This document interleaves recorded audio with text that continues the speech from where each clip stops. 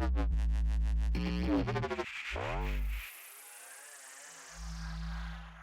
just want to say hello, and I'm in my studio here in Ashland, Oregon, which is on the west coast of the United States, and we're still building the studio here. It's really quite a space, and I'll just take a floater camera and show you around if that's all right. Can I do that? Fantastic. Is that the All right. museum studio you're in? Yeah. Thank you, Chris. Chris brought me coffee. But let me grab this floater camera, and I'll show you the microphone museum here is it dominates the room. Right now the lights are off on the shelving for that, but you can still see. Let me see if I get my float here. Yeah, there we go. You can see some of the mics. Wow. And then if I grab this, let's see, this one here. Hi. You can see that we have a lot of vintage gear here too that are all like little mic mixers. And then we have a giant screen up there, a big video screen. Brilliant. And these extra large Genelec monitors. And then I've got my daily drivers, these Genelecs here, the 8351s, and then underneath them are these woofer stands, and those things are great. I'm really loving the Genelec system with the woofer stands for mixing.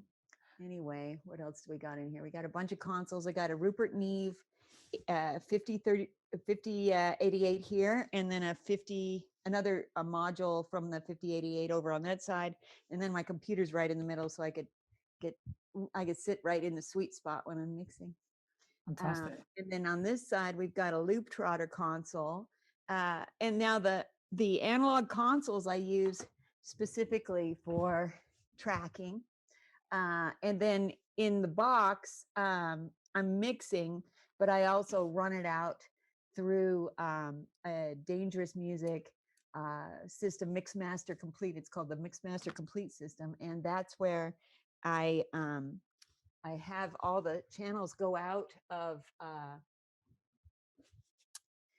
the channels go out into analog, and then I use an analog summing mixer to mix. Now let me see, I'll change cameras. Oh, here we are, we're back.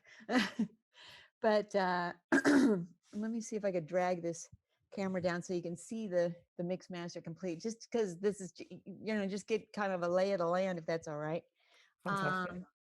And I've got this little floater camera here. Here we are. Hello. All right, so under here is the Dangerous Music rack mount items. All right, here we go. You can see there's some control, so what are they called? Convert 8s are these two converters here. They're both 8-channel converters. So I got 16 channels out of the Pro Tools going analog into a summing mixer here. Okay. And then converting back into digital to go back into Pro Tools to print, and then another converter to monitor out of the Pro Tools, the final mix. So I love this Dangerous Music stuff. It's really good stuff too. All right, back to our hello. Okay, so anyway, I'd be glad to answer any questions about production, about mixing, or just approaching projects, or any of the boring stuff that producers have to deal with, like budgets and pacing, scheduling, and stuff. Okay, I was just going to ask you a question related to the Dangerous Music stuff, actually. Oh yeah, right. I could talk more about it too, if you've got a specific thing that you want to I was talk about. Just going to ask you, using that summing system in Pro Tools, that obviously gives you the best of both worlds, being able to recall in Pro Tools but still sum the mix through the Dangerous Music.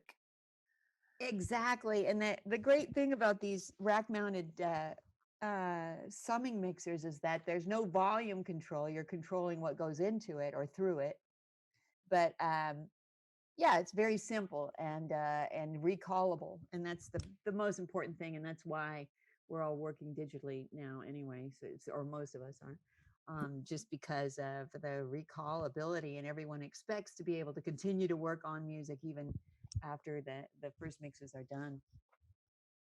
Yes, definitely.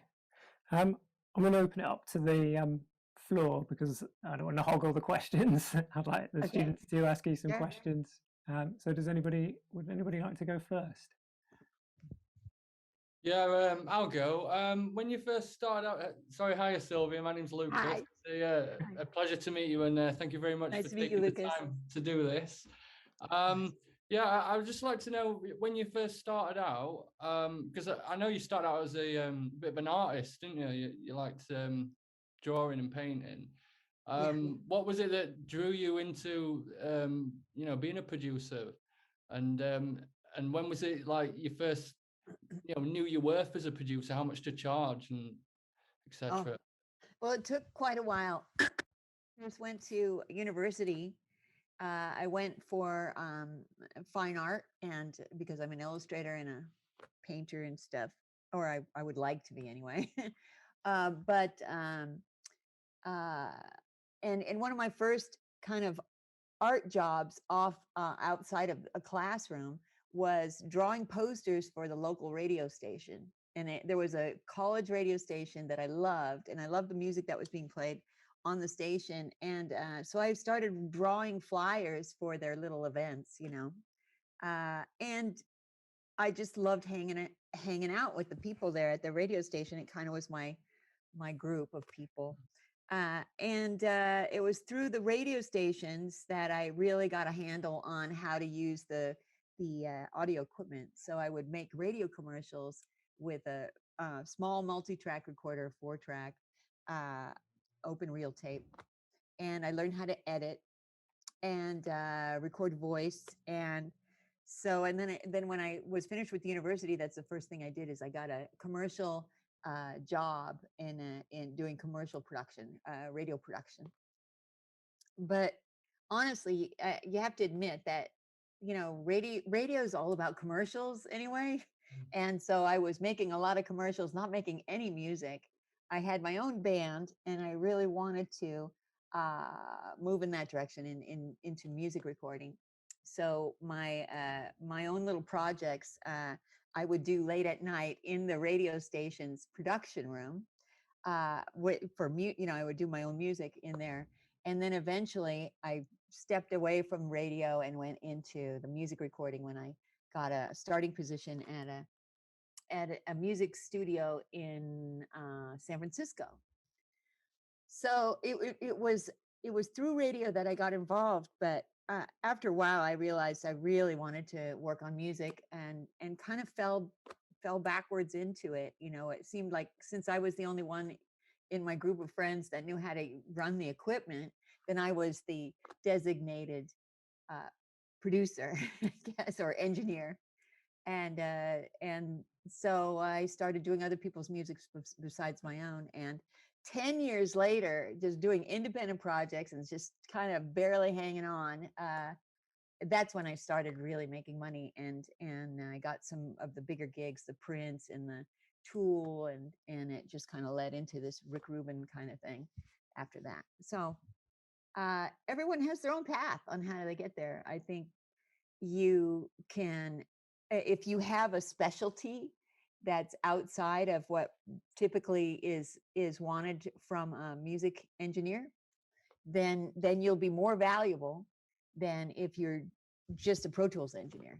Like if you can do string arrangements, or sometimes drummers, sometimes knowing how to play drums is an asset in the studio. But we could talk more about that later also. But I hope that answered some of your questions on like how. Yeah, that was great. Thank you. Okay, good, sure. Yeah. While I've got you as well, was there a particular moment in that path that really opened the door for you? Like, did you understudy a certain producer that really put you on to, making it for yourself? Wow, there's so many people that helped along the way. It's a really wonderful group of people, the engineering producers and engineering group. a lot of us are members of NARAS, the National Academy of Recording Arts and Sciences, and that's who puts on the Grammys. It's a really wonderful community, and so some people that helped me was Matt Wallace. He was ahead of me in production notoriety, and he showed me so many unusual ways of recording that really broke the mold for me. So it's Matt Wallace and Rick Rubin, unbelievable mentor. Ed Cherney, bless his heart. Love that guy. And Alan Meyerson, he's a great mixer. He does film mixing. And God, there's so many. Everyone is really willing to help, and the people that are not willing to help each other kind of fade away. You know, it really is a group of people that helps each other. Thank you. Yeah, sure.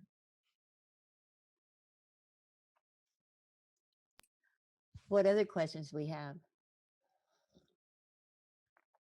I know some people have questions because they sent them to me in advance.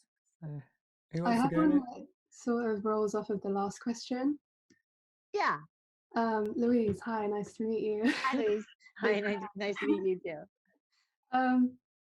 How have you managed to balance your many facets, the artistry, the music, the illustration over lockdown especially? Well, you know, it's hard to balance because my mind, and I don't know how it is for other people, but my mind really can focus on pretty much one thing at a time. So, and for a period of time. So if I'm working on a record project, that might be a whole month of work, and where I'm not doing anything else, not doing a sketch, not doing any other works. So in order to focus, I really have to be in production mode. To do paint and illustration, that is really difficult to just pick it up and do a couple hours a day. I have to fully immerse myself into whatever project it is. So I haven't been doing as much art as I would like to be doing, actually. And that may be a direction that I'm going to go in this year, as we're getting our this new studio set up. I'll be able to pick and choose projects and really work on the stuff that is meaningful to me, and then have enough space in the studio that I can set up canvases and just start painting, because I'm getting old and I haven't done enough painting. The balance is really difficult, especially for women too, because we have to make a choice at some point in our lives when we're just getting going on our careers. It's like you might work really hard through your 20s to get a foothold, and then you're 35 and you're really starting to do great projects, and then it's like, oh wow, really? I have to make a decision about having a baby right now because I'm 35 and I'm going to run out of time. That is the worst thing about it. So that's why I understand a lot of women kind of drop out at the point where, they have that crossroads to make.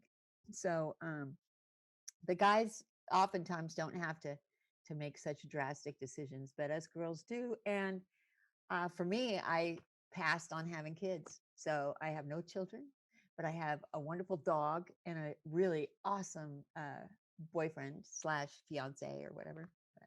Yeah. So balancing art, music, personal time, family life, it is very, very difficult. And when you're working in the studio, like, or, working on your own stuff or in someone else's studio or helping someone else to produce, it's so entirely consuming that there will be very little else that you can do, especially because you start working, it's 12-hour days, and then it gets to be 14-hour days, and then it's 16-hour days, depending on how you pace yourself. But wow. On the other hand, I love recording music. There's nothing better than being able to do this job. I pinch myself every day. So I have to be very thankful for this, and my art can wait, because this is just, I can't put this aside. This is really important and fun to do. Absolutely. I mean, I appreciate the buckets of advice. That was Oh, sure. I hope that's entirely okay. saturated answer. All right. Yeah. Do you think having, just again while I've got you, do you think having these multiple artistic outlets, even though you may not have as much time to dedicate to them as you might like sometimes, do you think somehow that keeps you connected to your visceral intentions, so to speak? There's ways that I Somehow do they- that. Yes. Like one thing that I do is I'll set up a canvas in a session, and if I have an engineer, and it has to be a good engineer, I'll just let them handle the engineering, the console and everything, and I'll just sit back in the back of the room, and I'm producing. So I'm giving direction. Okay, next let's do this part, double that one, edit that end out. Okay, fix those drums. I'm telling this to the engineer while I've got a paintbrush going on a canvas, and it's just doodling. It's not real serious like a composition. This is just like being busy with my hands, basically, so I won't eat. But when I combine the art and the production together, usually it'll come up. I'll come up with some very interesting paintings that are kind of channeling the music. And whether anyone appreciates it, it doesn't matter. This is just my doodles. So yeah, I try to overlap things. I also try to include a little bit of my own musical flavor into every mix that I work on. So I'll do backing vocals, and I'll play the tambourine or whatever I need to add into a mix to make it sound finished. So I get to do a little bit of my own, a little art, and then helping other people do their music too. Awesome. Amazing.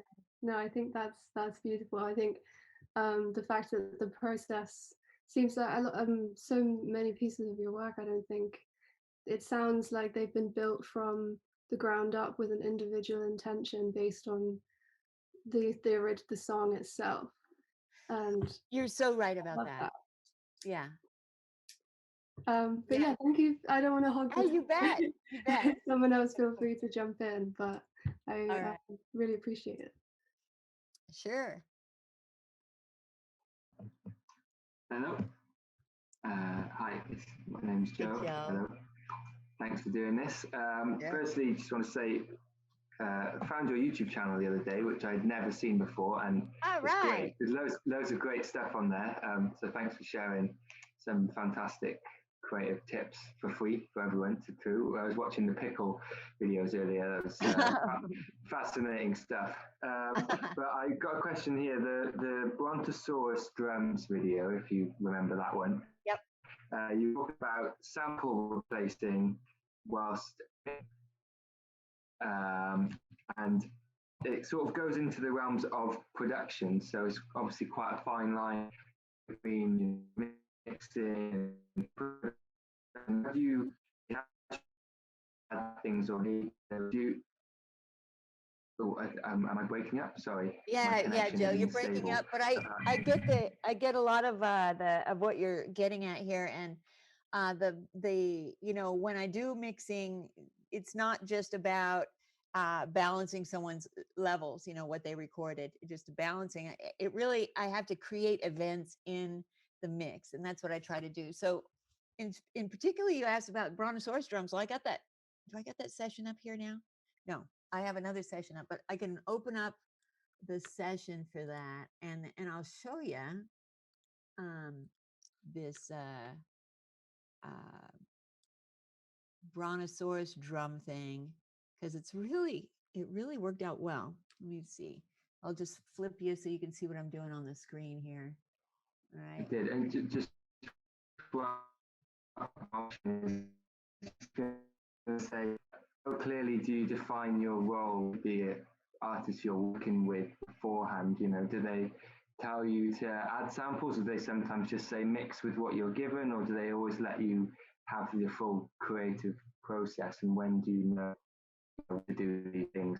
And, Yeah, well, that actually, it depends on the project, but when I first start a project, I'll really want to identify what it is that they actually want.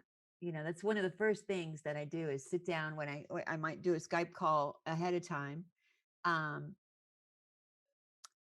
just to identify, like, okay, what if you were on a playlist? This is one question I might ask the artist. If you're on a playlist on Spotify, who else is on that playlist? What songs are also on that playlist that we can, help mold their music to fit on that playlist? So that's one of the first things I do. And the other thing is, I want to know exactly who's, the dynamics of a musical group. So who's the boss, right? There might be 5 people in the band, but there's always like one leader basically who's just kicking the whole thing, into drive. And so you want to identify the boss first, and you want to always include the boss, I call it the boss, the band's boss, in the decision making. It makes everything else go much smoother. And then I'm looking for this. Let me see this. Taylor Hawkins. I've been working with Taylor Hawkins, and we did a record last year that came out so good. And here it is right here. Let's see if I can get this. Okay, I'm going to open up the Taylor Hawkins session so I can show you how I've treated the drums to make it Brontosaurus Drums. But yeah, some artists like this Taylor Hawkins, he's the drummer from the Foo Fighters, and he has his own personal project where it's a combination of like Queen and Rush. It's a really amazing project. So, but he's one that just says, Sylvia, just do whatever you want, And so for his music, I'll add strings, I'll do a bunch of vocal parts. I might hire someone to come in and play more guitar. It's just like, he'll really just give me the reins and say, go. Other projects, other people, they think they want that. They're like, they hire me and they spend a lot of money for me to produce their projects. But ultimately, they have a very hard time in deciding if they like, or deciding if they want to give me that role. It's surprising.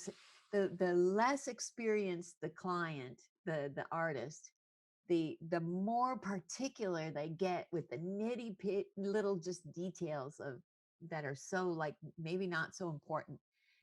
Those the newbies are always difficult, whereas the experienced ones like Taylor or Tom Petty or they trust you, and they will play it almost perfectly every time. It's amazing. Not so precious they don't not so precious about. Yeah, they're not precious, right? It's amazing. So here's this song. I'll put the screen back up here so you can see. Here's this song by Taylor Hawkins, and it has Dave Grohl and other members of the Foo Fighters on it, but this is a Taylor song, and it's called I Really Blew It, and I'm going to play some for you, so it should go through the audio here. Let's test and see, and I'll just play a little bit of this for a minute.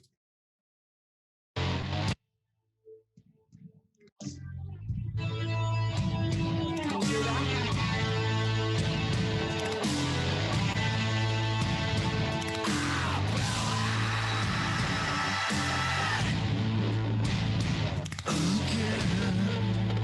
All right, so you could hear that, right? Yes. Yeah. Okay. So that's Dave Grohl saying "I blew it," and Taylor plays the drums, and then there's a bunch of other guest artists on this, including Perry Farrell from Jane's Addiction. It's really a really cool group playing on this one. And let me show you the drums. I'm going to scroll back to the top. Here we are. And let's see. Here's my dinosaur drums right here. I'm going to open this up. So what I did was I took the overhead mics on the drum kit that I was recording. Or no, I didn't record this one, but I took their recording of drum overheads. I duplicated it, and then I called them dinosaur drums. And you can see them here. So these are duplicates of overheads. And how I affected them was I put on a little altar boy pitch shifter on the overheads, and on each overhead track of the duplicates, I pitched it all the way down by minus five point. So I'll show you what that does. So I'm going to solo the overheads as they are, so you can hear it. Right, so that's the overheads. Okay, now I'm going to show you what the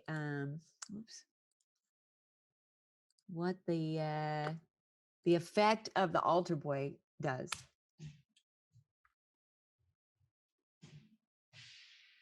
Right, so you can really hear that pitch change there. And when I add that into the normal overheads, it just makes it sound bigger and more beefy. It's just a much bigger, beefier sound. And it's just specifically from this altar boy. Let me see if I could show you. Oh, they're not going to move the same way. Okay, let me see if I can get this thing done. Here, dinosaur, there we go. So I'm going to solo one side, and you'll hear what it's doing here. Let me just put that in the middle. So.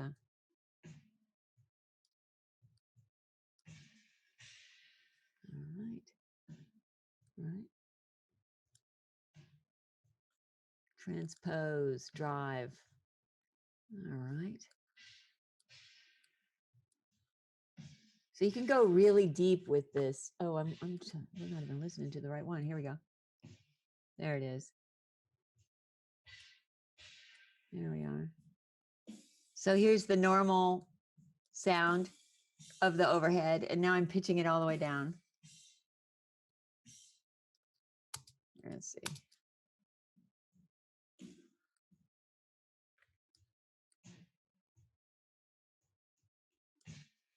There it is. Yeah, so that's one thing that I did on this track, and these guys, Taylor really was just like, do whatever you want. I love projects like that. I'd much rather do that kind of project than one where everyone is all upset about their, whatever part they're playing. That's why I oftentimes will schedule like a reward at the end of a session. Let's say we have a week-long session scheduled. We have a lot of work to do in a week. What I'll do is I'll add an extra day on the very end and say, look, if everyone gets all the work done, we're going to go out and we're going to record in a cave. And people get stoked about that kind of thing. So it gives them a reward. Okay, get your guitar parts done, and then we're going to go to the cave, and people, it's a slight manipulation, but we all want to have fun. We all want to get the work done, and just getting their mind off of themselves will help the artist to move quicker. All right. Thank you. Sure. I think I'll just jump in there, Sylvia. All right. You said most kind of mixed decisions will go through the boss. I tend to work, or some of the kind of people I've worked with, artists I've worked with, I tend to have kind of disagreements with them over kind of certain, I'm kind of wanting to be creative, and then obviously as they've produced the song, they want something a certain way. So how would you go about kind of negotiating when you both have different opinions? Yeah, that's the trickiest thing. One of the trickiest things about production is, for me anyway, I've learned it's not my song. Ultimately, if they want to do things a certain way, or they don't want to be adventurous or whatever, it's up to them. It's their song. Ultimately, they have to live with that song. I'm just there as a temporary. I'm the person who's building the frame to go around their beautiful picture. But if they want to muck it up themselves, let them muck it up, and you step away, and that's it. So I try not to be precious with my own ideas. Sometimes that's very hard, because if I really love the music, and I want to love everything that I work on, if I really, really love it, and I think this part that I'm adding to it is worthy, but then everyone in the room says, I just have to go with them. There was one project. I was working with the band Sublime with Rome, and oftentimes when people take a dinner break or something, I'll grab a mic, and I'll lay down some tracks, like some vocal tracks. Let's try some harmonies, or let's try some backing vocals on this, and I'll put down guides so that they can hear the ideas, and then if they like the ideas, then they'll re-sing them. Not, so it won't be my voice on there. Typically, so I do that with a lot of different projects. I'll sing and do exactly that. But with Sublime, they got back from dinner, and I played them my vocal parts, and they just hated them. It was just like, I guess they just don't put a lot of backing vocals on their songs. It's not really the style of the music, I guess. So I was pushing the limit with that one, and it didn't fly. And then I had to, swallow my pride and say, yeah, it's your song. If you don't like these parts, we're not putting them on there. That's no problem. So I try really hard not to be precious, but I will continue to throw out ideas, even though I become not very popular. It doesn't matter. This is my job. I'm going to give you ideas on how to improve your song. You decide what you want to go with and what you don't. Yeah, so you're basically saying you should just try and sell your ideas, but don't be too kind of Yeah, and don't be up with them. disappointed. Yeah. Yeah, don't be disappointed. And I'm surprised that oftentimes when I'm thinking in my head, they're so wrong. They're doing this, and it's so wrong what they're doing. They're, later on, I listen and I go, oh, okay, yeah, that it makes sense. So you got to trust the artist, to guide the project too. Yeah. And I think I've just got one more question. I guess it's quite a big question. Okay. I think we're all on this call because we want to be sat where you're sat and have all this lovely gear around us. You've obviously seen the industry change quite a lot. So how would you kind of suggest someone like us getting into the industry now? Oh, there's some ideas for doing that I think could work very well. And because the equipment now is it's not as an exclusive club to work on this equipment. You can buy a laptop and put Pro Tools on it. You don't even have to have Pro Tools. You could even use GarageBand or whatever to start this to start your career. The important thing is to diversify and to don't expect a lot at the beginning. You got to be a good hang, number one.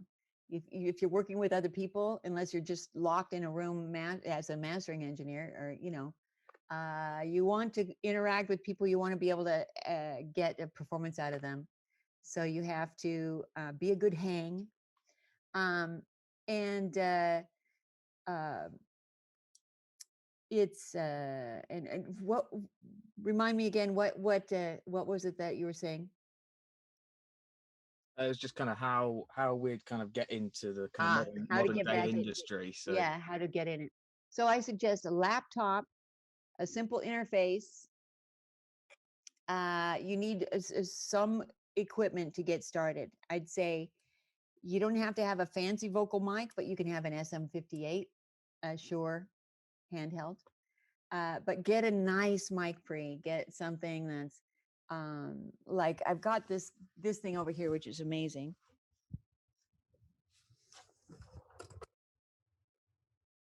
can get it. Here we go. This thing right here, this Focusrite ISA 1, and it's a mic pre, 1 channel, but this thing sounds great. So if I was going to have 1 mic pre, I'd probably just have that and a 58. And another piece of hardware is a quality tube compressor. Now, if you have all those things, you have the laptop with the Pro Tools, mic pre, microphone, and compression. Now you can get started with helping people to do vocal tracks. You can be mixing, and then volunteer yourself on every project that you can get into. Every kind of music that you can just try it.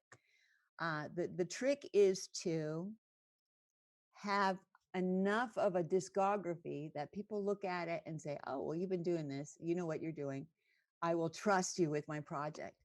You know, so the important thing is to build that discography to a point where it's much easier for someone to trust you with their project. So another thing to do would be to move into an area where there's a lot of music industry activity. So I'd say, you know, LA's obvious, Nashville, Austin, Texas, New York, London, these places where the industry is busy. You're going to get more opportunity there. You might think about moving to Los Angeles, and once you make that move, settle down and don't expect a lot right away. It's going to take at least 2 years in LA for you to build a network to find the clients. When clients start thinking of your name associated with a recording. So like they're looking for an engineer and they're like, oh, I know this person. You get called in and they like you. You like the, you know, you're an asset to a session, or you know what you're doing. So you'll get more and more of these clients. I think that's the best way to build a career from the ground up. Another thing is to have a specialty. So if you are, you know, a whiz at Pro Tools or whatever, and but you also know how to play piano, then there are clients that need help like that.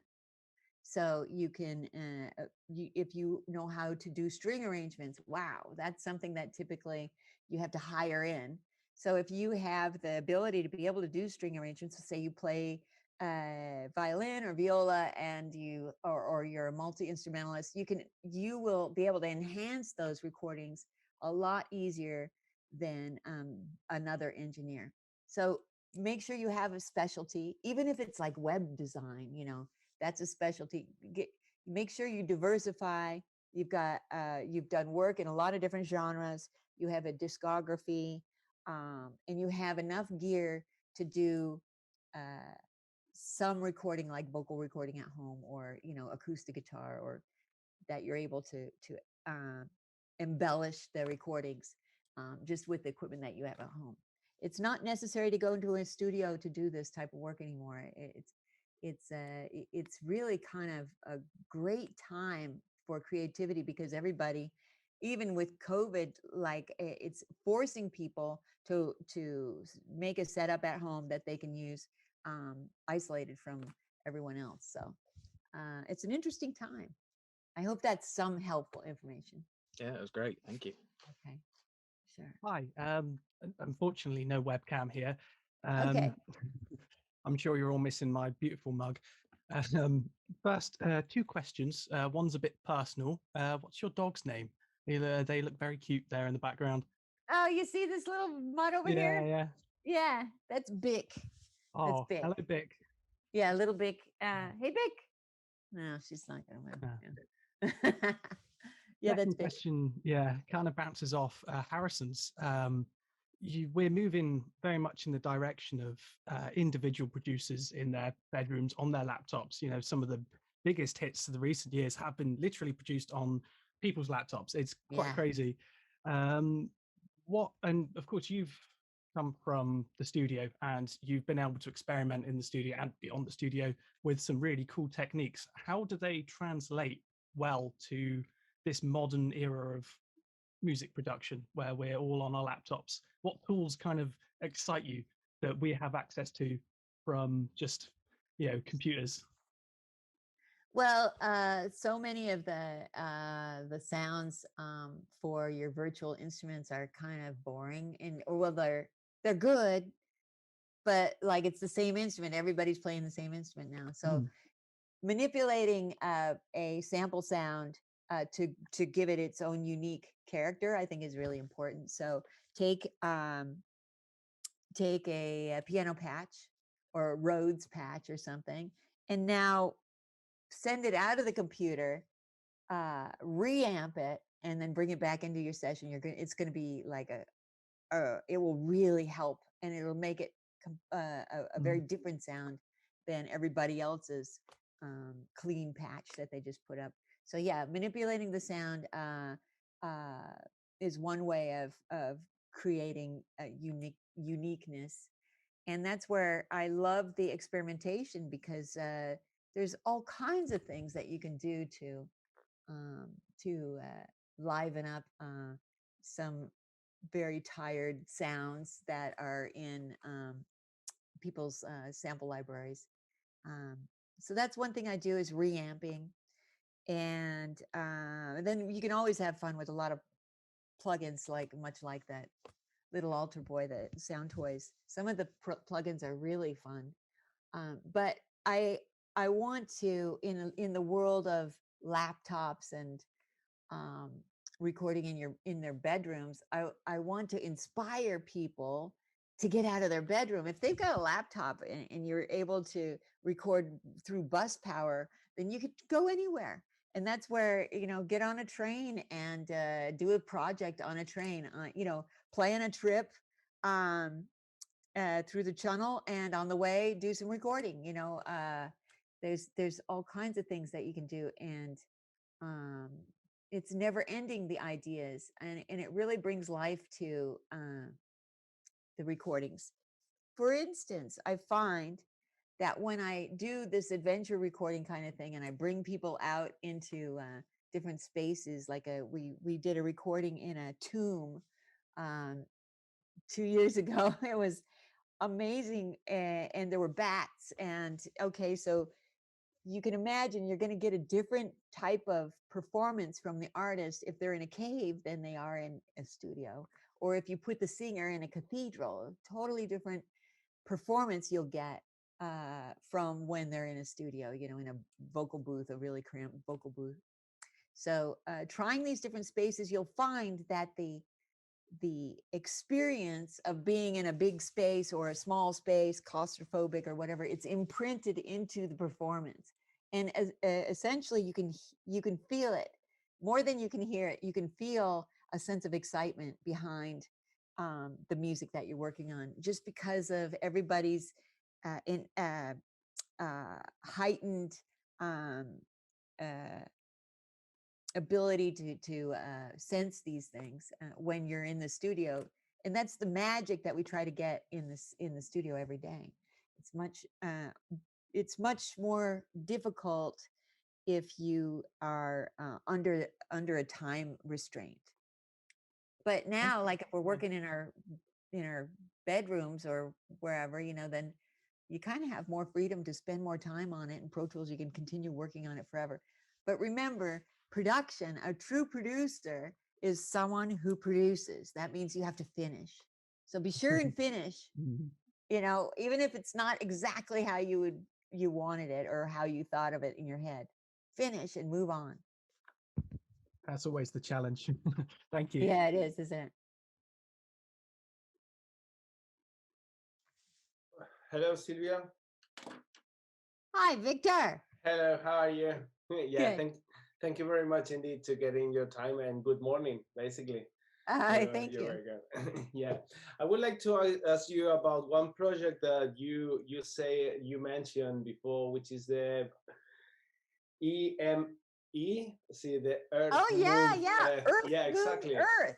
Yes, Yeah. exactly. So last time that we spoke with you, you introduced us to this project, and I would like to ask you, how was it? How, you know, if you have been finished, or you have been, you know, if you have been experimenting with that, and you know, like, yeah. Well, the idea, and I'll go back on what that is that let's say you have, you need a delay sound. Well, a really special and unique sounding delay can be done with 2 iPhones. So you have an iPhone that you're calling from, so you talk into it, and then an iPhone that receives the call in another room with a microphone on it. Okay. So by the time my voice goes into the phone, goes up to the satellite or the tower and comes back down, there's a delay. Now you add that into your vocal track, and now you get this, you can get the feedback. If you lean into the speaker, you know, there's different ways that you can make it work. Well, while we were doing this, and this is a really, it works really well to do this little trick with 2 iPhones. I call it satellite delay. Okay. The ultimate of satellite delay would be to do something called EME, and EME in the ham radio world is Earth, Moon, Earth. And that means it was developed before there were satellites, so that you could send a radio signal to another part of the world, like the far side of the world, you know. And the way you do it is you send a radio signal to the moon. The moon has to be actually in a certain position. Okay. And then the transmission bounces off the moon, comes back to Earth, and is received on the other end by another radio operator. So And my there is a idea, time delay there. yes. There is- Plus, you have to wait for the moon to be in a certain position. Only 3 days every 3 months, I believe, is that the moon is in the correct position. So it has to be planned ahead of time. And unfortunately, we haven't done it yet because COVID came in. I was going to go to Princeton and do some experimenting last year. Didn't work out, but I imagine we'll be doing it in the future. But yeah, so the idea is to get into position with our vocalist, and it may be just speech that we'll record, but we want to do EME and record the effect coming back. And because the moon is always moving, can you imagine the sound shifting as it's going? So I'm really excited to hear the moon delay, and then maybe we'll like create a plugin out of it or something. It's cool. just like for sure. It could be a complete waste of time too. It could be complete waste of time, but it'll be fun. Yeah. Okay. No, I thought that you made it already, but you know, like, good luck with your incredible project. Thank you. So they're incredible, you know, like. Yeah. Yeah. All right. Sylvia, going back to the, you mentioned NARAS earlier. Yes, National Academy of Recording Arts and Sciences. Yes. So have you seen the campaign recently to try and make Spotify play artists fairly? This is a big campaign going on at the moment. Oh, you know what? I'm not up on that right now, but yeah, is that right? Yeah, and recently this week, I think it was SoundCloud changed their artist payment royalty system to try and make it fairer in terms of paying artists like a fair amount of advertising revenue if they monetize their tracks. Yeah, right. I just thought that was quite it's a difficult time right now. It hasn't been completely sorted out. However, it seems like the Digital Copyright Act is helping to get the internet-based plays and get people paid for it. And it, you know, I'm actually receiving these checks now, and you know, so that's like hopeful, right? Because for definitely 20 years now, it's been like, you know, where does this money go? You know? Yeah. And I believe in the USA now pay royalties for terrestrial radio, don't they? They didn't used to. The UK did. yes, that finally came through with the help of NARIS. Actually, the organization really went to Washington and talked to the congressman. I was actually a part of the initial um, lobbying, and went to Washington and went to the Congress and went and talked to a lot of different lawmakers about the terrestrial radio and how unfair it was. So I think we're getting these things sorted out now. The Americans are slow. Brilliant. Yeah. How do you kind of navigate this new Spotify and iTunes model, do you think, as a kind of an up and coming artist rather than an established artist? Do you think it affects you as a producer as well? Well, it seemed like we almost had it licked before the internet came in and it kind of blew everything apart. There's more opportunity for everyone now because there's more ears. So there's some great things about the new technology, but then there's no one's really cracked that nut yet, except for payola. I'm sure is still the great way to buying plays. It balances out somehow, but yeah, it hasn't been figured out yet. I don't know that I've got it figured out. I don't think anybody has. I know, right? Yeah. Is there anybody else with me again, if that's all right, unless anyone Hi, wants Joe. to jump in. Me again, unless anyone else wants to jump in first. Go for it. Cool. Well, we're on the subject of not quite being there yet, perhaps a fitting question for International Women's Day on this Monday.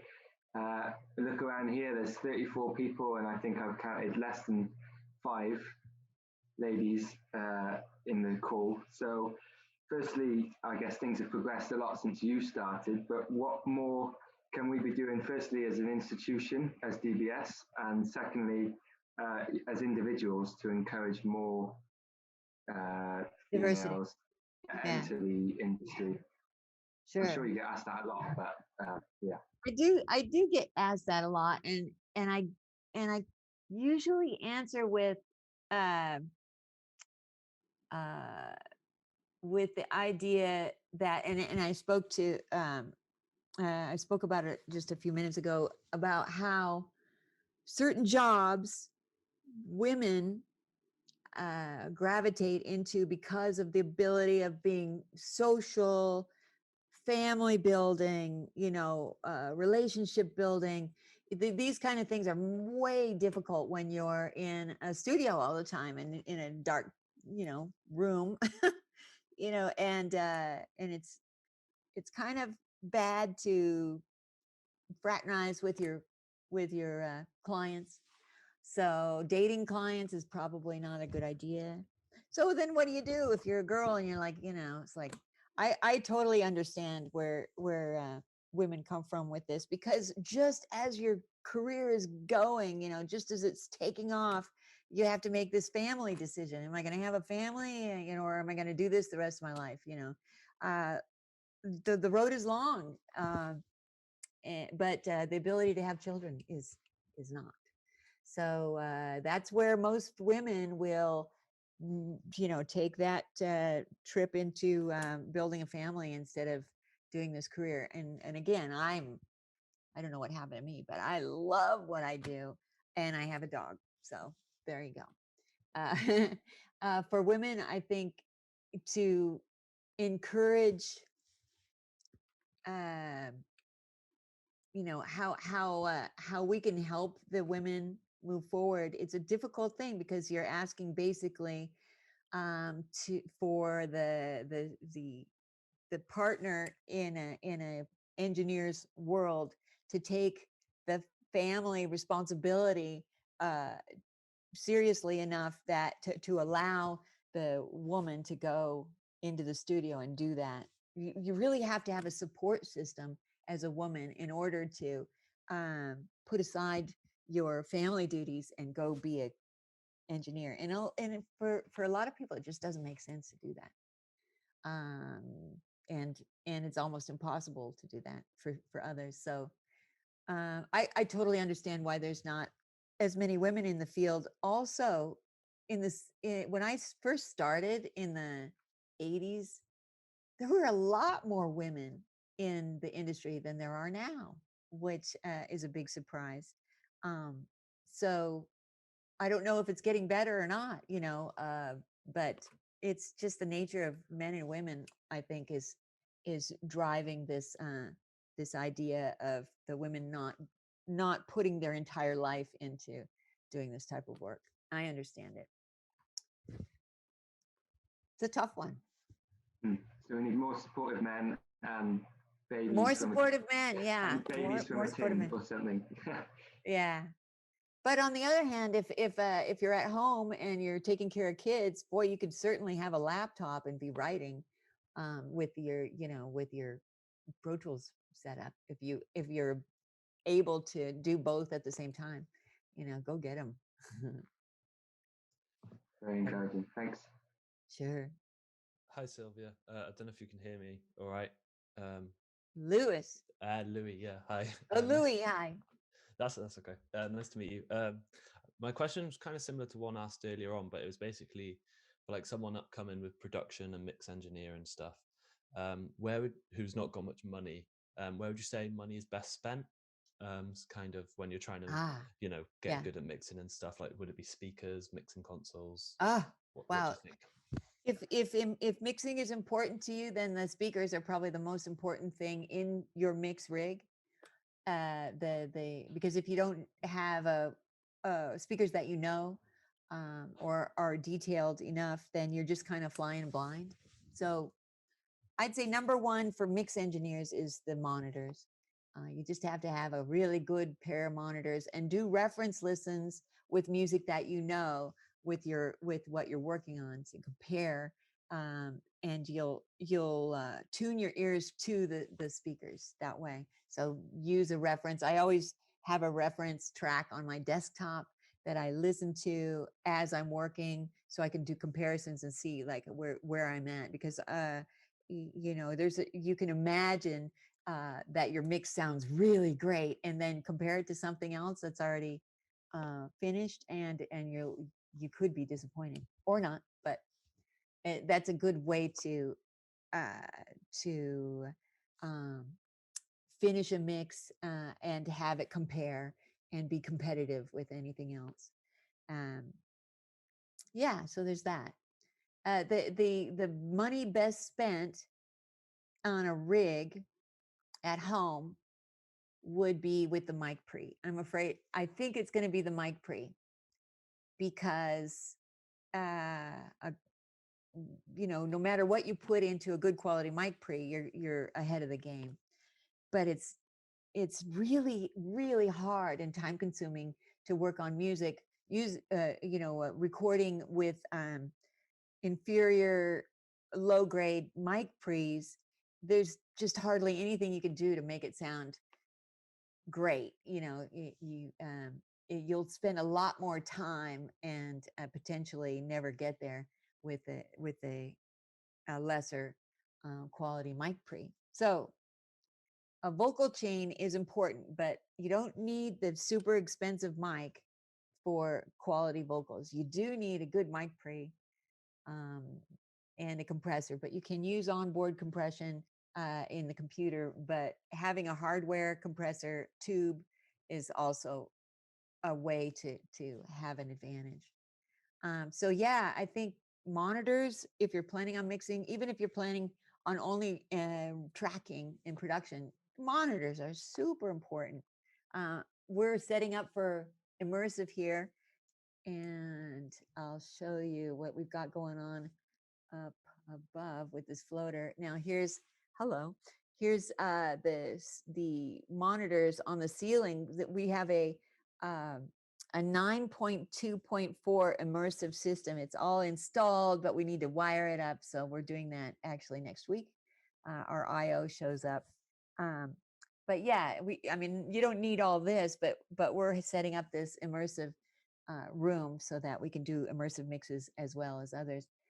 But yeah, the monitors are super important. Take a look at those Genelecs again. Those things are really great.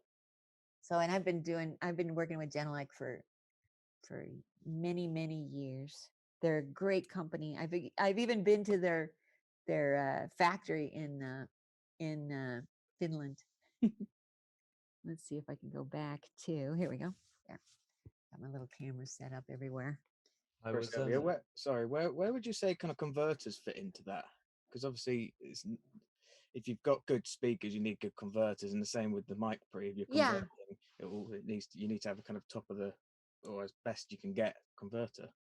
Well, you know, I've had good luck with just a straight Avid converters. I'm using the Dangerous Music converters for the stereo mixdown. But when we get our new converter, which is an IO, it's made by Antelope, and it's 64 in and 64 out in like a 3-rack space unit. That's how we're going to be able to do all this immersive mixing, because you have to have right, the 15, I think there's going to be 15 speaker channels. I need 15 outs, 16 outs, and as well as all the mic ins. Yeah, we need 64 converters to make this thing work. So yeah, I will work with any converter. I haven't really had too much problem or heard an extremely obvious improvement in a more expensive converter. I've worked with, 16-bit and 20-bit converters for years and made some damn good records. So I'm not really not so much concerned with that. But having 64 ins and outs, wow, now we're talking, so the Antelope wins for that. What do you use? What converters do you use typically? I'm on an Avid system where Yeah. I'm actually looking at kind of moving. Well, I'm kind of looking around, but I've kind of got plans to kind of upgrade to kind of a Dolby Atmos system here. Just do it, because I think that's where the kind of the music industry is going, and it's going to, with kind of little portable speakers being able to do Atmos now, there's going to be kind of a massive surge in the market for that. So that's kind of what I'm looking into. But I've got pre's and stuff as well, so I'd like to think I'm set, but we'll see. What are your pre's? What do you got for pre's? I've got a couple of Neve 173s, got a few Warm Audios, and a Rupert Neve Designs one as well. So I've got a few to choose from. Nice. Those are good. I'm set. Pretty guitars too. I like that pearl up on the wall. Or is that a steel? Is that steel? Or is it a pearl? That's aluminium. Oh, it is. Oh, wow.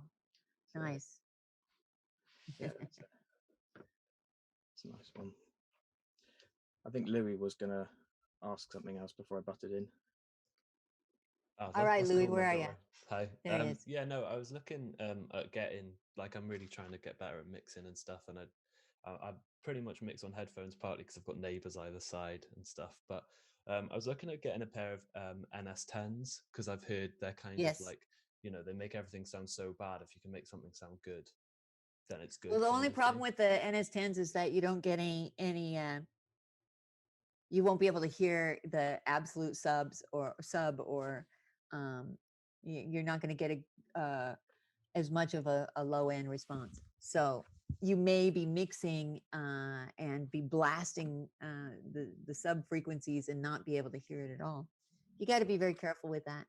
I use NS10s as a second pair of speakers, but I work my regular work speakers are the Genelecs that have a much extended low end, so I can really hear the low end frequencies. But yeah, super important to have good monitoring if you want to do anything and be serious about it. Cool. I have a sort of second question as well. It's a bit more of a like trivial one. But in your Earthquaker Devices video, I watched it a little while ago. You said in it that when you were working with Prince, he he was like sat there going for a copy of Vogue looking for models, and then Yes. that was a story for another day. And I was wondering Yeah. if I could take you up on that story. Oh my God, there's so many stories about Prince, because Prince, well, it's a shame that he's gone, but he was very difficult to work for. And on the other hand, he was like the greatest musician I've ever worked with, and you know, and I got to work with him one-on-one in a studio, and I'll never forget it. It was incredible. He would pick up a guitar, because I would have guitars, pedals, everything just set up. So he walks in the room and he picks up a guitar, and I'm already recording, you know, like whatever, I'm ready. But he would be playing a guitar, playing a solo, dancing and spinning and doing a whole act in front of me, just him and I in the studio. You know, it's just like my mind was blown. I mean,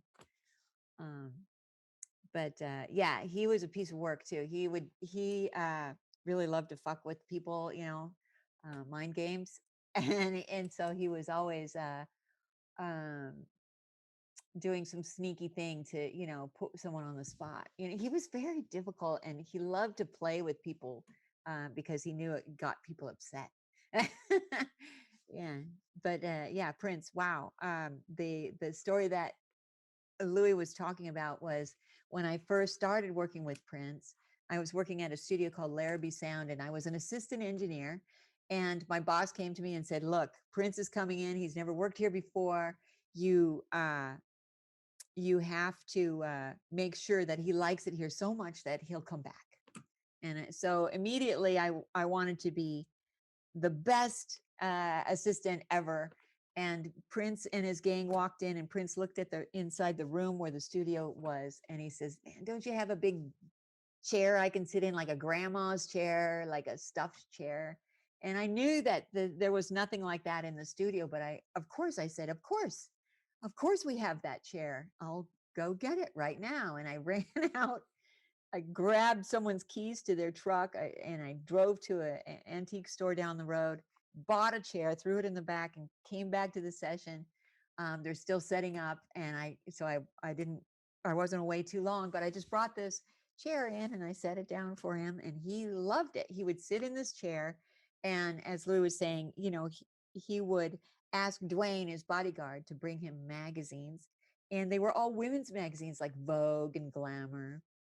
And I was like, wow, that's kind of weird. What is he, kind of fruity or what? I didn't know what, not that there's anything wrong with that, but it was just like, Prince, really? Okay. But he was not looking at the clothes or the hairstyles. He was looking at the girls. Like he would see a model, you know, in the fashion magazine, and he would point at her picture with Dwayne, the bodyguard there, his half brother, and he would hand the magazine to Dwayne. And then they would make all the arrangements for the girl to come fly in to have a date with Prince. So every night he had a different date. And it was just like, it was surreal. You know, the girls are opening doors for him. You know, he's just kind of a little guy. You know, so that was, there's tons of stories like that. Oh, but Prince was amazing. He really was a prince then. That kind of definition. Yeah, that's really cool. Thank you so much. Yeah, like a prince. Yeah, for sure. Thank you. Yeah. Hey, Sylvia. Oh, hey. Gordon, you can go first. All right, okay. I know you're fairly well known for kind of the adventure recording and recording in unusual spaces and that kind of thing. It's a lot of what I do professionally. My whole system is designed to be portable, and I end up in some really bizarre spaces. Great. I was just wondering, what are some of your favourite spaces that you've been to record? Kind of spaces that have really you've been able to capture a sound that you've kind of been really inspiring, or just kind of you've just been really happy with. Oh man. Well, there's been several. One of the most incredible experiences was not last year, but the year before, because 2020 didn't actually exist. But I went to the Yukon in the north of Canada, up by Alaska, I went to the Yukon to record on a little tiny houseboat in the frickin' what was it, the which it was, anyway, there was a little boat, a little houseboat in a river up there in the frickin' northern part of the woods, and we recorded a whole record on that little boat in the middle of the water. That was crazy. Another one was I was working on a project with a UK group called Goddamn, and the reward for us finishing the record was that we would go record in the Aldwych, um, the tube station. It's a kind of a shutdown station. Trains sometimes go through, but for the most part, they just park old subways on the platforms, or the old trains on the platforms, and they just use it for film shoots. But we rented the space for 1 hour because it was $1,000 an hour, and then we just had $1,000 left in our budget, and this was our reward. So we ran downstairs. It was like 300, 400 steps to run downstairs with all our gear and set up quickly. And we recorded drums on one platform and guitar and vocals on another platform. And we got it all done in an hour. But one thing that I do, and I brought this out specifically in case we wanted to talk about remote recording, is I've been using this thing, and it's called the MixPre 10 by Sound Devices. And this unit here is a standalone recorder, a multi-track recorder. So you don't have to hook it up to Pro Tools or anything. It has 8 different inputs. Here's mic inputs on either side. So you can hook up 8 mics, battery powered, phantom power, really good mic pre's, and excellent recording. And then it does interface with Pro Tools too, so you can hook it up and use it as the interface to get into Pro Tools, or just standalone recording. And so we did the standalone recording in the tunnel using 2 of these.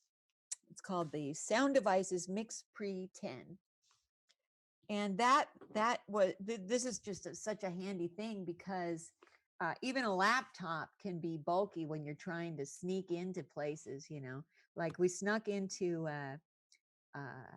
an art museum in Dresden, and it was like the masters, right? And everyone's quiet and tiptoeing around, looking at pictures. Well, we wanted to record punk rock vocals in the art museum, so I took the MixPre 10 and hooked up some mics, and then I had it on a belt, on a strap, and I had it inside my coat, so you couldn't see it.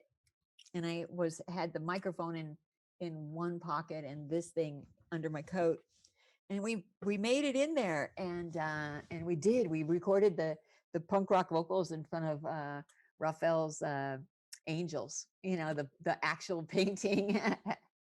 And so having something like this is handy, because I couldn't open up a laptop and get away with that, but that was running the whole time, and I just kind of walked around and recorded everything. So any kind of remote recording, I think is important and fun, and sometimes it works out, sometimes it doesn't. We spent a lot of time with a band called Machines of Love and Grace. At the end of the session, we were going to throw a guitar off a cliff. That was our reward, right? That's our adventure for the session. And so we dragged a stack, a speaker stack, Marshall stack, up to the edge of a cliff overlooking the ocean in Malibu with a big long extension cord, and used a big long instrument cord to connect the sacrificial guitar that we'd been carving into and decorating the entire session. Now we were going to throw that thing off the cliff. And so the guitar player got a really squealing, beautiful feedback note, and then tossed the thing off of the cliff, and it crashed, and then pulled up the rope, and the guitar was just destroyed. It was, a beautiful destruction. And then I took that recording and I tried to fit it into the record, and there was it didn't work. So it was a kind of a waste of time, but in fact not. Just you can't expect, to win every time with experiments like that. So we'll never forget it. No one in the band will ever forget throwing the guitar off the cliff, but ultimately it's a sound that never got used. Hi. I just wanted to ask what your favorite track was, what you worked on, and why. Wow. Gosh, that's so tough. There's so many. And working with Johnny Cash was really special. He was a very kind, tall, old fella, and he was sweet and very insecure about his own abilities. He was like, well, I don't play guitar very good, and I don't sing very good. And I'm like, oh, stop, you're Johnny Cash. But working with Johnny Cash on his record, the producer was Rick Rubin, and I was doing the engineering. The backup band for Johnny was Tom Petty and the Heartbreakers, and plus all kinds of different guest artists coming in, Flea and Anthony Kiedis from Red Hot Chili Peppers, and Marty Stewart and Carl Perkins, and that had to be my favorite, just because, well, I was terrified pretty much the whole time, but I was also so excited to work with Tom Petty, who's brilliant, and all these people, unfortunately, many of them have passed away, but yeah, that had to have been my favorite overall. But most recently, this Taylor Hawkins project, I think may be my very, very favorite, because of the freedom he's giving me to do what I want with it, and so I'm adding strings and I'm adding vocals and I'm doing all this stuff that I would typically not be asked to do. But he just gives me the green light. So for that reason, and these songs are brilliant too, and he's a wonderful fellow. So for that reason, I think maybe Taylor Hawkins is my number one today. Thank you. Thanks, Natasha. When's the Taylor Hawkins record coming out, Sylvia? Is it out yet, or is it? I think this September. I think it'll be finished in September. Yeah. Yeah, it's quite special. He's got a new group now. It's backing. Oh, he brings people in, all different kinds of people in on these projects, but it's Dave Navarro on guitar, Taylor on drums, Chris Chaney on bass, and vocals. I think Corey from Slipknot is on vocals, as well as Taylor and Dave Grohl. So it's going to be awesome. You mentioned Dave Grohl there. You've got the other Neve, haven't you, from Sound City? Didn't Dave have one and you've got the other one? Yeah, if anyone has seen the movie Sound City, you've seen the story of Dave Grohl's Neve and how it was this really famous console that he saved, and I'm so glad about that. But I had the console in the B room, and it was another Neve, very similar to the Sound City Neve, and I only just sold it. I sold it last year. And I've had it for 25 years, more than 25 years. That was the best investment I ever made, because it kept me in business for 25 years. And then at the end, when I sold it, it quadrupled in value since the day I bought it. It more than quadrupled in value. So I was able to sell the Neve, buy a brand new Rupert Neve 5088 custom, and put a roof on our building. So, and have a lot of money left over. So, yeah, the Neve, I miss it, but I've got enough equipment without having the Neve. I don't necessarily need the Neve mic pre's, but wow, those are great mic pre's. It was like whatever you would plug into that console, it just sounded great. It was like it's this kind of magic box. There's no fight. those classic Neves in the 70s were really special. And I got mine originally from a studio called CTS in London, which was a film mixing studio. And I had it shipped over to Sound City back in the 90s. So anyway, yeah, those Neves, man. And Rupert Neve, bless his soul, we lost him last week, so Yeah. it's kind of sad. But yeah, he's left quite a legacy. Definitely. One more for me, if that's all right. I know we're coming to an end. Just came to my mind, forgive me if this already exists, but are we going to hear a Sylvia Massy very own production album from you, where you bring in all your special friends and make your own work? Yes. It's so funny that you would say that, or you would ask that question, because in fact, I'm working on my own project right now. Isn't that great? I mean, it's like COVID is such a disaster for so many reasons. But on the other hand, if you wanted to learn a new language, or if you wanted to learn how to use like Ableton or something, wow, it's like take everything else off the schedule. You know, let's really spend some quality time learning on these new things. So I'm using basically I'm using just GarageBand to write music, and then I've got a bunch of players, friends that will come over and we'll track. The new studio, I'm just leaving a drum set up all the time because I play drums. I'm not that good, but I love to jam. So we'll just jam out and record it or whatever, and live the good life. Looking forward to it.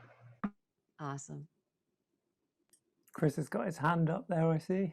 Hey, just a quick one, really. You mentioned you won mic pre. Did what if you could only have one mic? What would that be? Oh well, I mean, I'm so easy. My favorite mic ever, right here. I know it's so boring, isn't it? It's Shure SM58, $100 mic. It's good for everything. I mean, you know, no phantom power needed. I mean, you can hammer nails with it. You know, it still work. I did manage to destroy one of these once when I was destroying pianos with Tool. I had a 58 and 57 up close on the soundboard of the piano when Danny took his shotgun and shot the piano. So it destroyed, like we shot one of the mics and it stopped working. So they do actually break if you shoot them, but you have to really work at it hard to break those. Honestly, if this is all you have, you're great. You can get high quality vocals and you can get effect vocals just by the way you cup the mic. There's obviously so many great mics. Here's another one that I was just using yesterday, and let me bring it over. You know, we have the world's largest microphone collection here. It's crazy, but let me show you this one.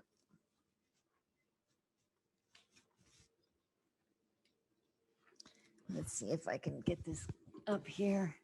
All right, and I'll bring it down.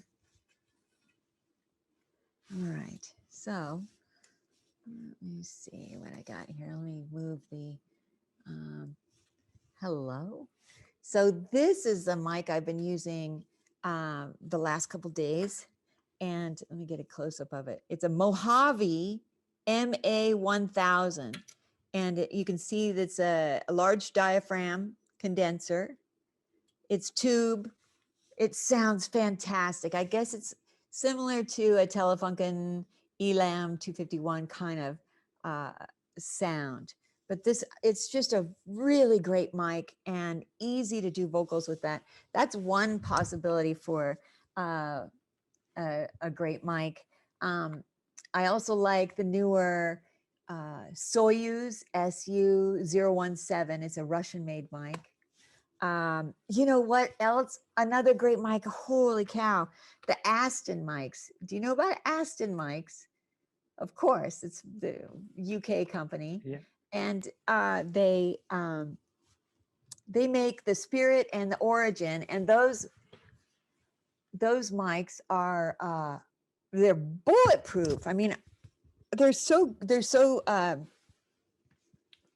sound great, and they're really built to last.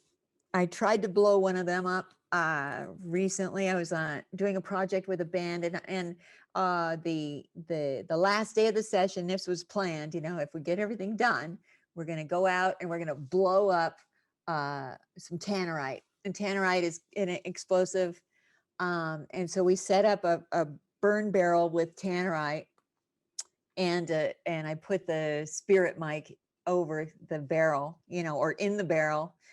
And then we went way back. We went like 200 feet back and took a gun and shot the barrel, and it exploded. We needed the sound of a cannon. So we really did. We got the sound of a cannon. And in fact, the Aston was just not even a scratch, nothing. And it sounded great. So those are seriously great mics. They're condensers, and they're relatively good priced too, and they're right there in the UK. This great company. Nice, thank you very much. Yeah, but there's so many mics. Oh my God, another of my favorite mics are the RCA, the KU3As are amazing. Do you know what those are? Let me go grab one. It's right over here, and I'll show you a couple more mics if we got time. I hope. Okay, let me go grab it. All right. Yeah. Okay. All right. So this is an RCA ribbon mic.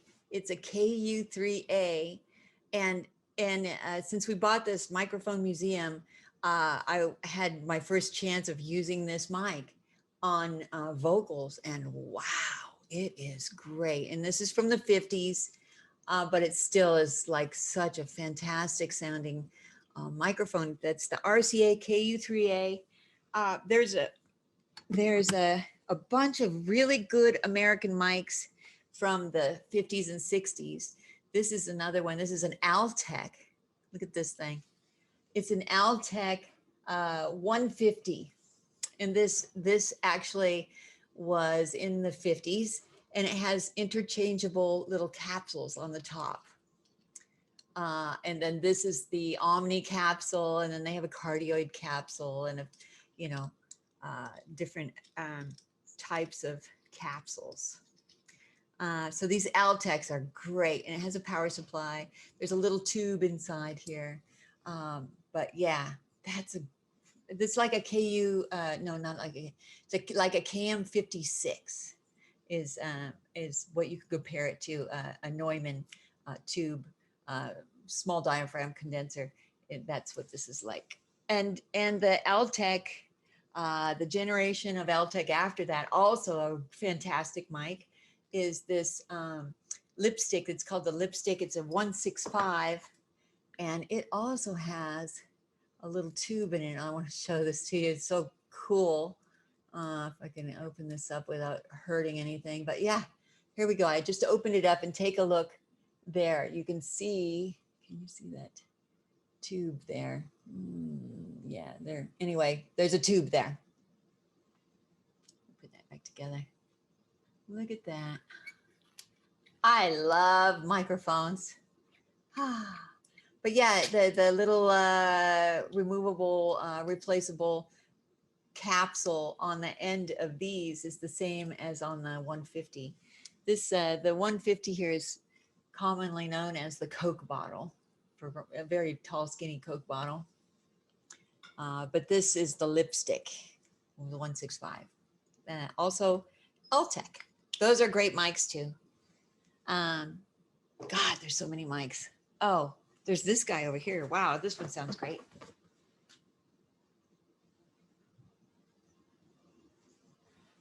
Here we are. This is a Western Electric 639B, and it's a combination ribbon dynamic mic, and oftentimes called the bird cage.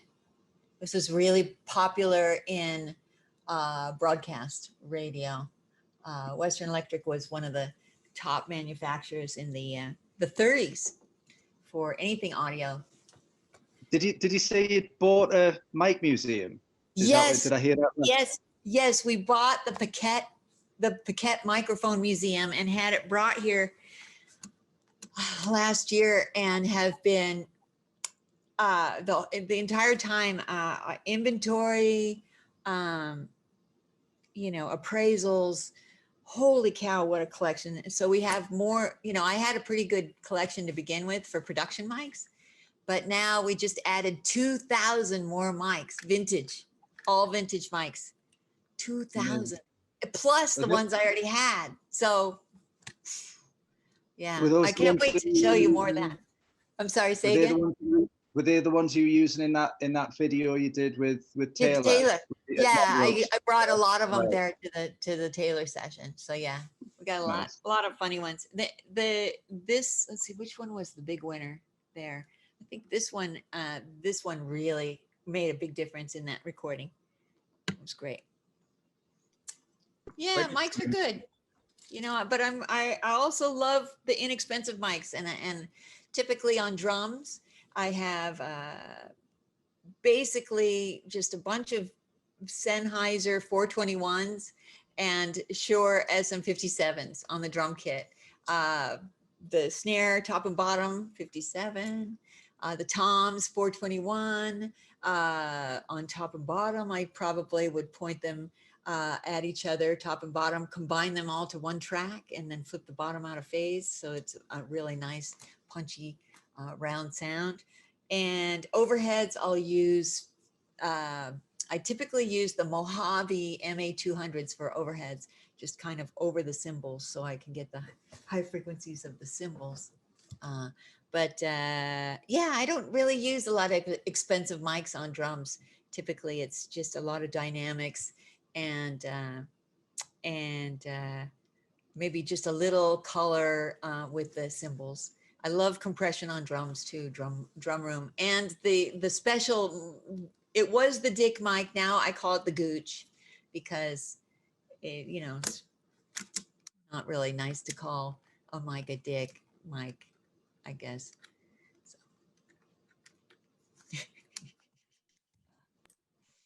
Thanks, Sylvia. Yeah, is the next book going to be a mic book then? Yes, and we've been working on it. That's why we bought the darn museum, is because we've been working on this book for a couple years.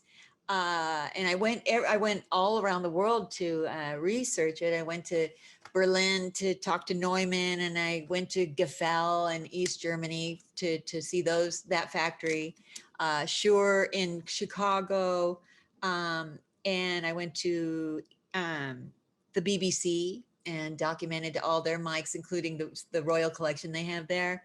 And then EMI, Hayes, I went there and documented the other Royal mics there too, and the Bloomline and all those fantastic Marconi built microphones. So yeah, during all that research, my partner Chris said, "Hey, why don't you go up and look at this museum in Milwaukee?" And since I was in Chicago one time, I just rented a car and I drove up to Milwaukee and met this old guy, Joe Paquette. He was, in his 90s. He was like super old, but loved to show off his mics, and they were all in his private office, everywhere. And before I could get back with my camera to document his collection, the poor fella died. Oh, nice. And his family contacted me and said, "Hey, we want to keep the collection together. We don't want to sell it off. Can you find us a buyer?" And I went out and immediately tried all the people that I thought would have enough money and interest. No one was biting on it. No one took it. So we made an arrangement, and my partner Chris managed to work out a deal where we bought the collection, and we're going to sell off part of it so that we could keep the core of the microphones, because there was a lot more than just microphones in this old fellow's museum. He had military antiques, and he had antiques from early radio, and a lot of early radio stuff. So we're selling off a lot of early radio. We're selling off surplus microphones, tubes, parts, speakers, everything. And plus I've got a bunch of stuff that I just stopped using at my studio. So I'm just grabbing all of it and putting it on the store. And now we have a store. It's at audioshop.com. So that's ODDIOSHOP.com. And that's where you're going to find all this radio stuff and all the microphones. There's a few really good classic microphones. This is stuff I don't really want to sell. And so I've priced it so that hopefully no one will buy it. I mean, it's a terrible thing to do, but you know, if you really, really have to have this really super, super, super rare thing, it's available. You just have to pay for it. And then I'll accept that it won't be a part of the collection anymore. But yeah, so I'm super excited about the book where it will be an encyclopedia that will have a photo and then data about each mic. And because there's limited space, I'll only be documenting 600 mics, I think, even though there's so much more. We'll start with 600, and then we'll create a database online so people can do their own research, and we'll have photos of every single mic that we have in the collection too. And then it'll be open to the public at some point in the future too. Brilliant. So I think we've overrun now by 10 minutes. So get talking about mics. Yeah, I appreciate you including me into your class today. I mean, I really think that it's important for us to know each other, and because it's a very tight community in recording. And I imagine that, you know, at some point, people that are in the class will have done brilliant work that gets notoriety. And so it's good to know all of you. Thank you, Sylvia. That was really insightful and very useful. And I'm sorry to those people that didn't get a chance to ask their questions, but it would be great to have you back again at some point. I would love to. Thank you very much. Thank you very much, Sylvia. Thank you. Okay. Thanks all.